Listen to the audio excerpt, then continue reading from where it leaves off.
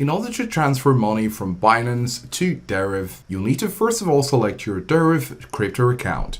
So in our case, we'll be using the BTC wallet. We're going to click on it. Then right here, you can see BTC wallet, deposit, withdraw, and transfer. Because you want to transfer from Binance to Deriv, you're going to come over to deposit right here, and this will display your alphanumeric address or your QR code. And this is what you need when you're on Binance. So while you go to Binance and you want to transfer money, you can go over to your BTC and transfer it using this address. Now, if you scroll down, it says to avoid loss of funds, only send Bitcoin to this address. Now what would you do if you have USDT? Well, you need to convert your USDT to BTC in order to send just BTC because this is a BTC wallet address. So of course it says send only BTC to this address. Make sure to copy the Deriv BTC wallet address to your crypto wallet.